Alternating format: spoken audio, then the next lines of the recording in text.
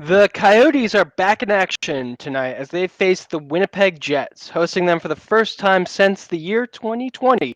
We're going to be breaking down that game on this episode of Locked On Coyotes.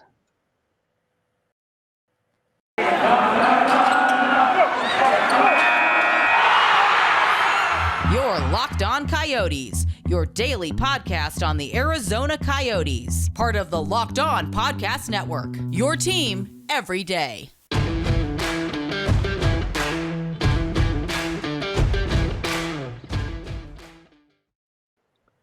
Welcome, everybody, to today's show. I am Carl Pavlock. My co-host Robin is out for today, so we got a couple of special guests on. We have James and Brandon of Five for Howling joining me today to break down tonight's game against the Winnipeg Jets. Guys, how you feeling today? Yeah, pretty good. Nice. Still jet lagged. I just got back to the UK. Yeah. Brandon, when we first met, you were living in Canada, and then you decided to make the trip to England to live. I have made a similar flight before. I can only imagine it's still taking some time to recover. You know, the first time I moved here, not a problem. Didn't sleep on the flight, an overnight flight. Was up and out the next day, and then this time, no. Yeah, I slept until noon today. I mean, that's a fine thing to do just normally, so I won't fault you for that. Do you guys get a chance to watch many games this season? I know they're definitely kind of late for you.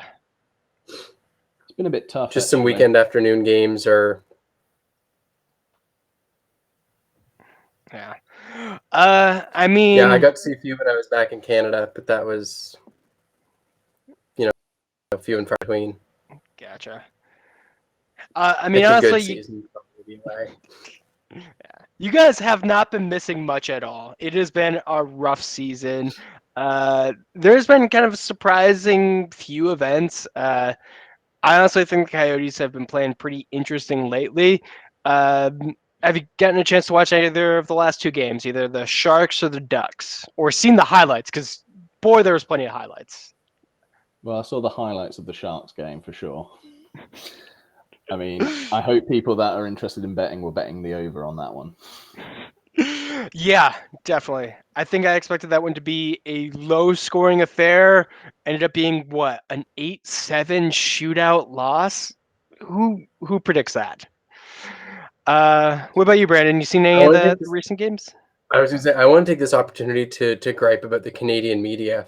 They showed the highlight reel of that game, and they showed every Sharks goal, including the shootout goal, and none of the Coyotes.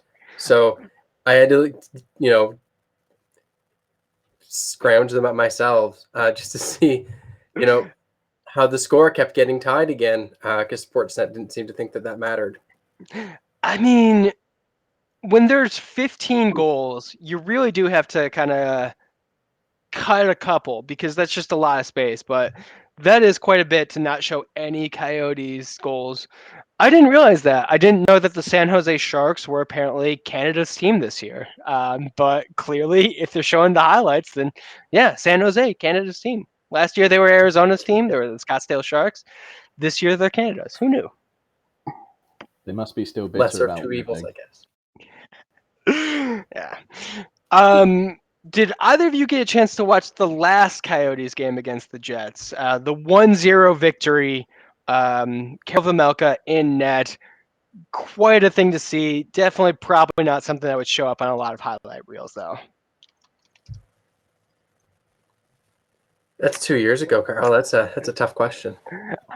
No, there was another one. 2 years was the last time the Coyotes hosted, but they played the Jets earlier this year. It was a 1-0 shutout win. The one where we actually did well and still lost. Yeah. We managed more than 10 shots a game. Yeah. Let me pull up the numbers for that. Coyotes won 1-0 somehow off of a goal from Anton Roussel. And yeah, the Jets had outshot the Coyotes 46-15 throughout the game.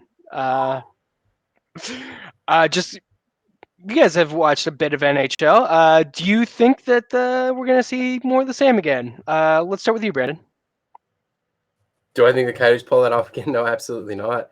Again, that might make someone quite rich if they did some betting on the game and bet for a 1-0 win. Actually, I think James, you mentioned you'd make like tenfold if you pulled that off. So, but no, I'm not expecting that generous an outcome in any regard for us. I mean, that's fair. That's pretty much what the team has been this whole season. James, what about you? Do you think this is going to be like the last game, 1-0? Well, you'd hope that there would be a few more goals in it, make it a bit more interesting. I doubt we'll see anything like the San Jose game. So I don't think a 1-0 is on the cards, really. I think the Jets are probably a bit too strong for that at the moment. Got a couple of wins under them recently. Coyotes, obviously, the tank is in full progress this year. I would expect a few more goals, but certainly not at either end of the spectrum that we've seen from the Coyotes this year. Yeah. I will say this. The Coyotes have had a week off.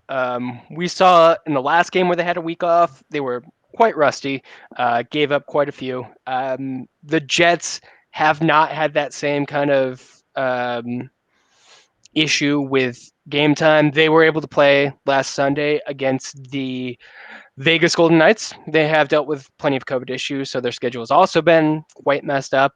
But this isn't going to be two completely rusty teams. This is going to be a somewhat rusty team and a slightly rusty Coyotes team. So I do think that it could be, potential for a high-scoring affair, but with the Jets being somewhat prepared, I don't think that's very likely. But we are going to talk more about this. We're going to break down the game a little bit more. But first, a quick word from our sponsors. Got beard? Get Primal. You heard me right. Got beard? Get Primal. If you or someone you know has a beard, it needs to get Primal. Maybe you're the guy who never considered the benefits of treating your beard with product. Primal Origin Oils will stop the itch and make your beard look healthy and groomed. The products are free from harmful synthetic ingredients and with a low impact on our planet. Primal Origin Oils makes balms, oils, and whipped butter that are renowned as the best feel and beard products available. All products are fair trade certified and handcrafted in the USA. The combo kits make a great holiday gift. If you're shopping for yourself, you'll be glad you did. Now I know holidays are kind of over, but still, it's a great gift. If you're anything like me, Christmas deadline for gifts is kind of just a suggestion. You can get people gifts all the time. It makes people feel nice to get a gift in the middle of January, even if it means that they didn't get a Christmas present on the 25th. I know I have plenty of friends who I still am buying gifts for, and some of them are going to get some Primal. We all know that every company claims to be the best, but Primal Origin Oils challenges you to compare their ingredients and the feel in their beard with other products you've used. We promise you'll see and feel the difference. Remember to use the promo code LOCKEDON to get 20% off at primaloriginoils.com. That's promo code LOCKEDON at checkout for 20% off. And we're back. This is Carl Pavlock talking with James and Brandon. Just kind of going over some of the game and see. Guys, I know we all do not have high expectations. I'll get to what I think the score is going to be when we get to our final section on betting. But what's kind of like the one area you'd like to see the Coyotes improve this season? Because we all know they can't do too much. We haven't gotten a chance to really talk about them, but kind of what's the one highlight you'd like to see for the Coyotes, either this game, this week, whichever? James, let's start with you. Personally, I'd like to see Phil Kessel continue to look quite impressive.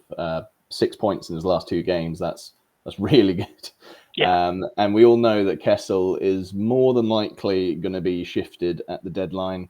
So yeah. I think really all the Coyotes can kind of hope for is those veterans on expiring contracts, Kessel in particular, to keep performing, keep stepping up, because then they can just reap the rewards of that and get as much back at the deadline as possible, because you know that teams that are legitimate contenders could do with a guy like Phil Kessel. He's been there, he's won back-to-back cups with Pittsburgh.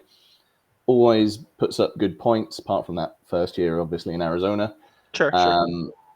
And I think seeing the veterans like him, even like Louis Eriksson, Antoine Roussel, who we've seen some bits from this season, I think it'd be nice to see guys like that continue to perform well enough that they have some value later on this season. Definitely. And that's a good point. We mentioned Roussel in the last segment. He was the one who got the game-winning goal the last time the Coyotes played the Jets. So there's definitely room for those veteran players to kind of step up. And of the players that I think on this team that are going to be traded this year or walk in the off season, Kessel is definitely the one who I think has the most value amongst the veteran guys. Chikrin and Keller probably still have a little bit more value.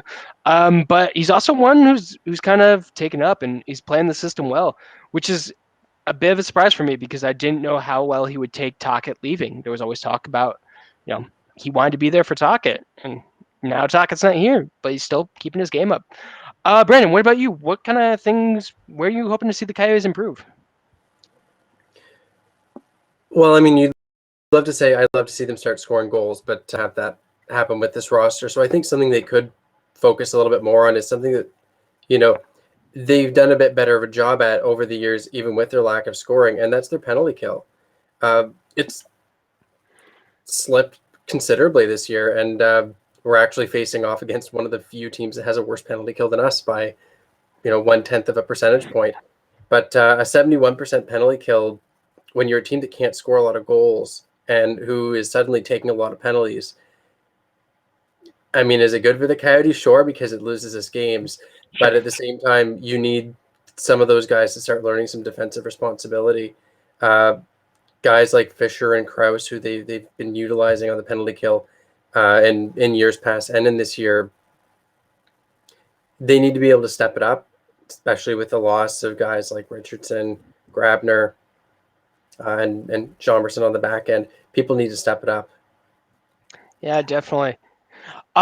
One of the interesting things I've seen this year that always kind of, I don't know, it always surprises me. It's Clayton Keller, penalty killer. Like, I am continually shocked to see him like trotted out on the ice in the penalty kill. I don't think it would ever happen under Tocchet, but it works fine enough, I guess. Like you mentioned, the Coyotes' penalty kill is rough, and they take plenty of penalties, so they have plenty of chances to show how bad it is. I would definitely like to see that improve a little bit more too. And speaking of the penalties, the Coyotes are definitely one of the most penalized teams this year. They continue to take poorly timed penalties. I think the big one in that Sharks game was Clayton Keller took an overtime penalty, which just don't take overtime penalties. Do you think the Coyotes are going to take a big penalty during this game that makes things harder for themselves? Yes or no? Brandon, let's start with you. I don't think the question is yes or no. It's going to be how many.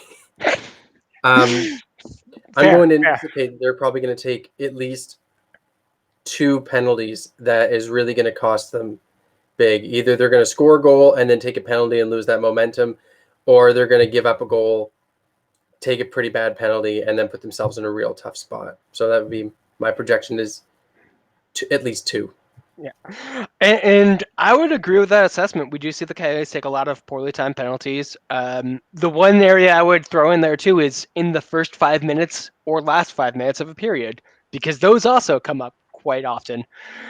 James, what about you? Coyotes, poor penalties. What do you think? Yeah, I mean, this team really isn't a team that has much of an identity. Obviously, it is a team, but Sure, yeah. But I mean, under Tocchet, obviously we had a lot of gripes with how the team played, but at least they had the identity and they were a unit that had been compiled together. This team has had quite a few injuries, a lot of rotations of players. They've got a ton of guys out on IR at the moment. They've brought in a bunch of guys from all over the league and kind of just put them all together.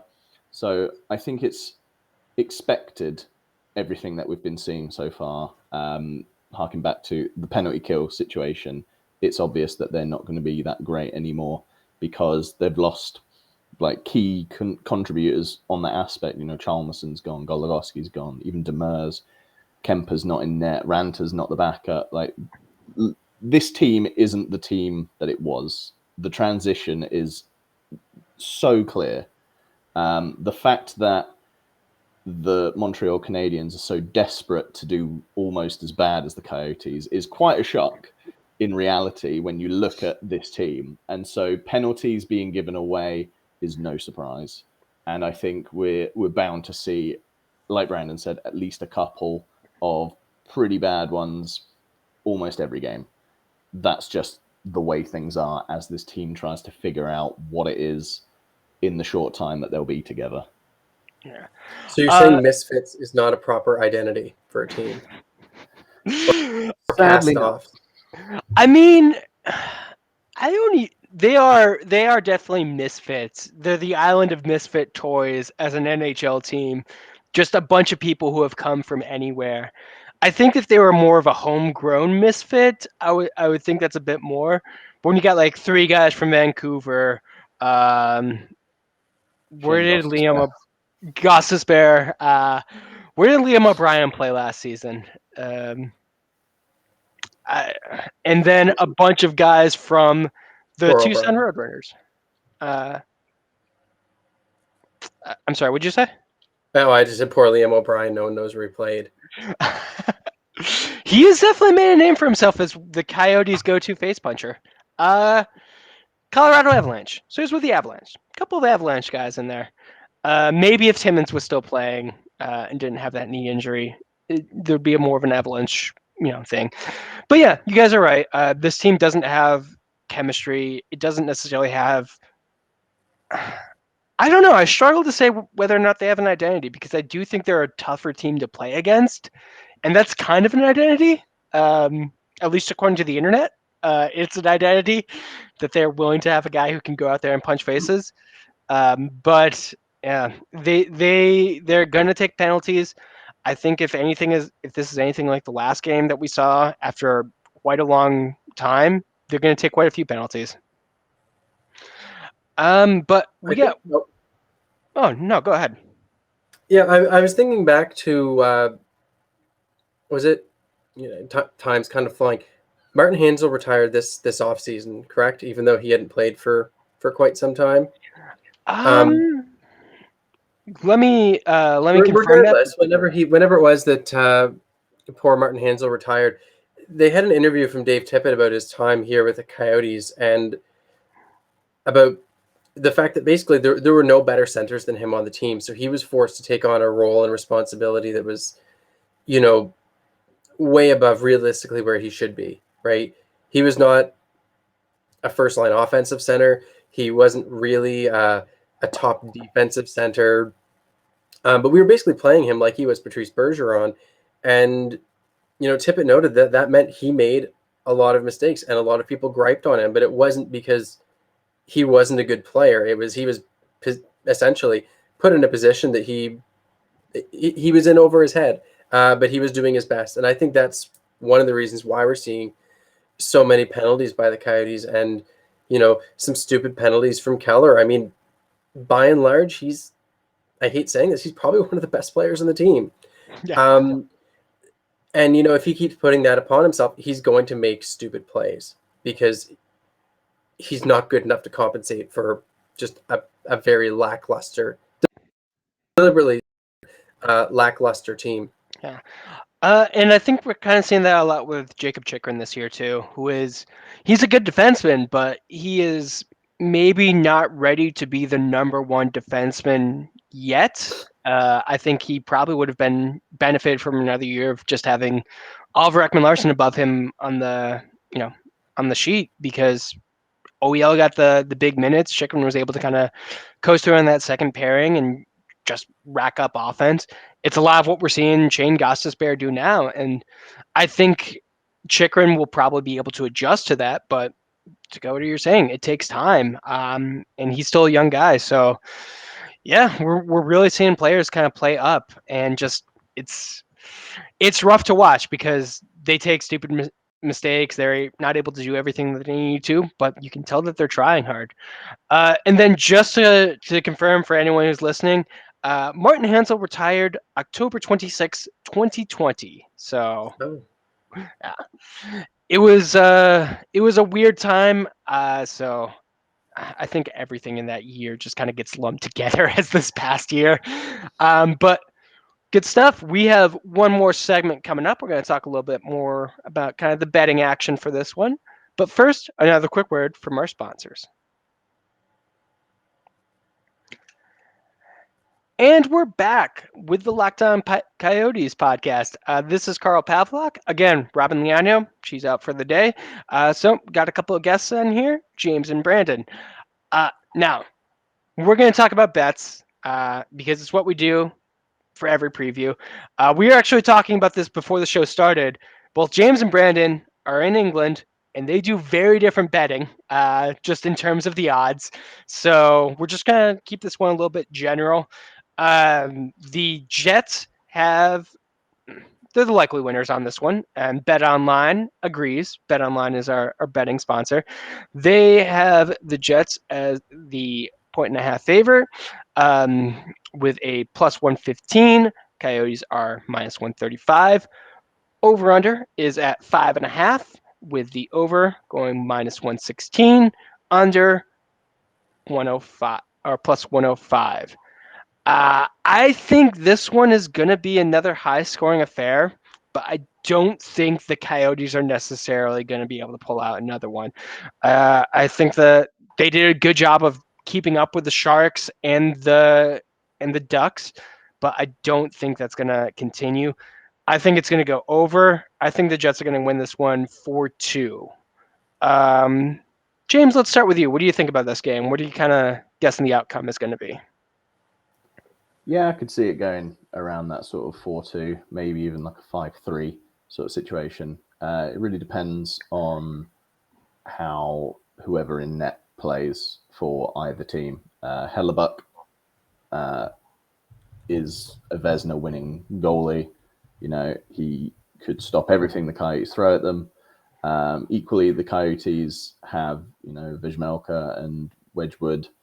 Not great stats on the year, some pretty high scoring against performances at least.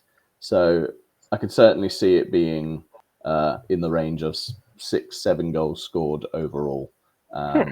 Obviously, with the Jets, the more likely victors in this one. Sure. So you would also say bet the over, bet the Jets too, because they seem like the likely winner. Brandon, what about you? What are you thinking? Yeah, I'm not gonna be the one dentist that disagrees with all the others about recommending a toothpaste here. Sure. Yeah, I James, I'm with you. I was leaning toward kind of a 5-3 Jets win. The only thing that I think might make this game a little bit interesting is the fact that Paul Maurice resigned as the Jets head coach on December 17th. And they haven't had Dave Lowry's been coach for some time, but they haven't had a lot of games under him, especially with all the postponements. So the Jets could either come out very disorganized, or they could come out, in almost like a Vancouver-esque renaissance under a new coach, and do quite well. So, they've only got really one recent game sample size. And beating the Golden Knights is a pretty big achievement, but it makes it tough. It makes it tough to call in terms of, are they going to steamroll the Coyotes, or are they going to play down to us?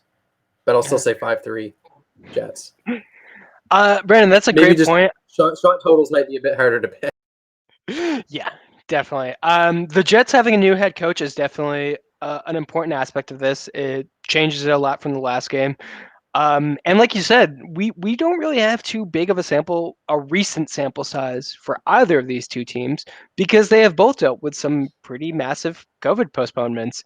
And that's makes it really difficult to kind of go in. I do give the Jets a slight advantage because they played on Sunday when the Coyotes did not. But if the Coyotes have been getting in some good practices, who knows? It can change things around. The Coyotes can get lucky early on, and like I said, if the Jets are playing down, then they can take advantage of that. Like a 1-0 win is not replicable, but stranger things have happened in the NHL. It could get repeated. Any final thoughts from Yeah. either of And you? as James As we said, I close? mean, Kessel's been doing Schmaltz is getting some points. So I'm trying to see. We're recording. It's noon Arizona time. I do not know if the goalies have been released for this one yet. Let me check. I'm not seeing it on Twitter, so yeah, who knows? Goaltending definitely was going to be key for this one, and it'll be interesting to kind of see who gets picked. But yeah, any quick thoughts before we go? Brandon, let's start with you. sure. And sorry, my bead lagged there a minute ago. We talked about Kessel's been on a bit of a hot streak, and after a bit of disappointment, Schmaltz has put up some points. Not against the Sharks, but before that he was riding a 3-game point streak, and I mean he's had a goal and 4 points I think over a 3-game stretch before the Christmas break. So hopefully he's someone who can step it up, because I think they really need, well, they obviously need him to do that, whether they want him to be part of the team going forward or whether they want to be able to trade him. But I think his capacity to produce is going to have an obvious in players like Cler.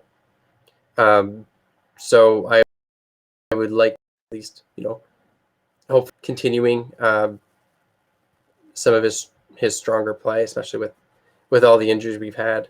He's someone we need to get going if we want games to at least be interesting. Even if we're going to lose, make them interesting losses.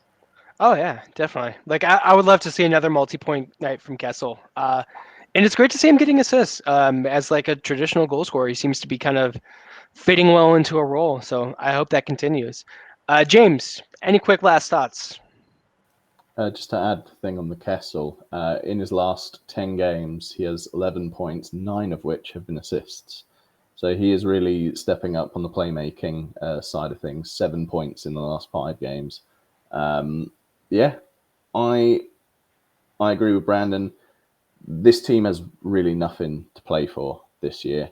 So I'd just like them to go out there and play without fear and just put on as much of a show as they can with what they're capable of. Like, just make it entertaining, make it fun, and do what you can. Because the fans know that they're rebuilding the right way. They're very sensible, huge amount of draft capital they've got heading into a great, deep draft year. Fans are probably more on board with them losing than ever before. So just make it entertaining. If they lose, an 8-7 game, doesn't matter. Still 15 goals scored. They lost. Oh well. I mean, I will say I was not expecting a win. I was glad to just see it get to the shootout in a 7-7 game, and it was definitely entertaining. Real quick before we go, I do want to also mention this has been brought up before. It looks like Luis Hernandez will be doing the Spanish broadcast for tonight's game, first Spanish broadcast for a Coyotes game. Just kind of great thing to see. We've heard a lot about the Morello Group wanting to reach out to the Hispanic community of Arizona, and a Spanish language broadcast is a great way to do that. I hope to see more of this kind of stuff.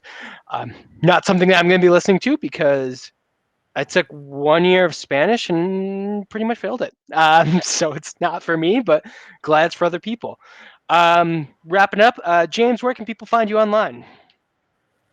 So I'm quite active on Twitter at James RJ Reeve RWVE, and obviously I write for Five for Howling. Yep. You wrote a very nice piece about Dylan Guenther going to the World Juniors. He got no minutes in his first game, and then after the second, the tournament was called off. It was beautiful timing. Yeah, very unfortunate. Very disappointing. I have one comment on that whole piece, and it was from Brandon saying I jinxed him. It was a good piece. I definitely recommend. I will certainly be going back and rereading it when we do our 25 under 25. Brendan, where can people find you? On Twitter, it's Brandon__Sparks, because unfortunately someone already took Brandon_Sparks. Gotcha. So just remember that double underscore. I am at Carl Pavlock FFH. You could also follow the show on LO_Coyotes. I want to thank everyone for joining us for this episode, this preview of tonight's game. I also like to thank James and Brandon for stepping in real quick and doing this preview. Hope everyone has a good rest of your day. Hope everyone's staying safe out there. And hope you guys remember to howl on.